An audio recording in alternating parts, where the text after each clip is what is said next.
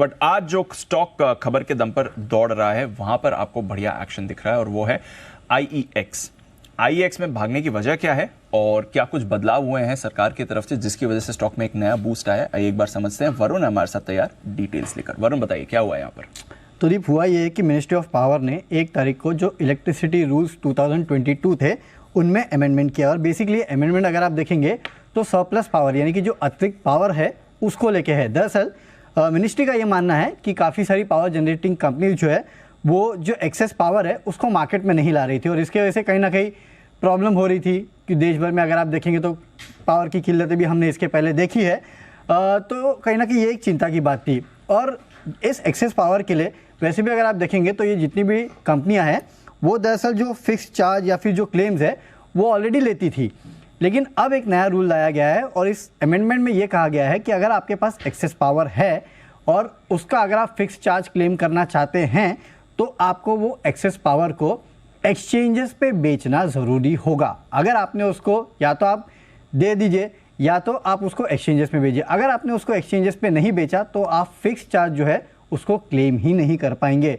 और आपने देखा है कि काफ़ी सारी ऐसी पावर जनरेटिंग कंपनीज होती है जिनके पास अतिरिक्त कैपेसिटी होती है, अनयूज कैपेसिटी होती है, लेकिन वो उसको यूज़ नहीं करते फॉर वॉट एवर रीजन्स और उसकी वजह से देश में इलेक्ट्रिसिटी की किल्लत होती है, कंज्यूमर भी कहीं ना कहीं दिक्कत में आता है, लेकिन वो अपने फिक्स चार्ज जो है उसको क्लेम करते रहते हैं।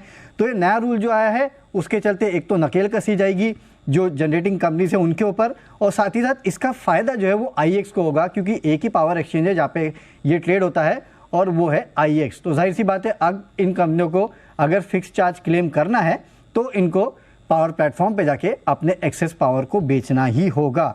तो ये एक अच्छी खबर है आईईएक्स के लिए, बहुत अच्छी खबर है इनफैक्ट। इसके अलावा और एक चीज़ सरकार ने यहाँ पे की है यानी कि मिनिस्ट्री ने की है, डिस्कॉम्स को लेके भी इन्होंने कुछ अमेंडमेंट किए हैं। बेसिकली होता ये था कि डिस्कॉम्स जो है वो दरअसल कभी कभी पैसा नहीं दे पाती थी और कभी अगर लेट भी दे पाती थी तो उनके साथ दिक्कतें थी। तो एक अमेंडमेंट ये किया गया है कि जून 2022 तक के जितना बकाया है उसको ईएमआई में ड्यूज़ दे पाएंगे और दूसरा भुगतान करने के लिए ड्यूज़ का ये पीएफसी और आरईसी से कर जो है वो भी ले सकते हैं, नो डाउट। लेकिन अगर इन्होंने अपना भुगतान नहीं किया तो धीरे धीरे जो ओपन एक्सेस है पावर का वो इनसे वापस भी लिया जा सकता है। और दरअसल ये जो रूल आया है, जो अमेंडमेंट मैंने आपको बताया थोड़ी देर पहले सरप्लस पावर को लेके, उसका एक फ़ायदा डिस्कॉम्स को भी होगा। होता ये था कि डिस्कॉम्स जब बकाया भर देती थी और उसके बाद जो वापस पावर का सप्लाई की जो समय सीमा होती है रीसप्लाई शुरू करने की, वो दरअसल थोड़ा टाइम ले लेते थे पावर जनरेटिंग कंपनीज और अपने मनमर्जी के हिसाब से देते थे। अब अगर इनका सरप्लस पावर एक्सचेंज पे आ जाएगा तो वहाँ से डिस्कॉम्स के लिए भी अच्छा होगा कि फटाफट वो वहाँ से पावर ले पाएंगे। तो इस एक कदम का फ़ायदा काफ़ी सारे लोगों को होगा, उसमें सबसे बड़ा आईईएक्स है जिसको फ़ायदा होगा क्योंकि फाइनली सरप्लस पावर जो है वो सीधे सीधे आईईएक्स के प्लेटफॉर्म पे जाएगा। ओके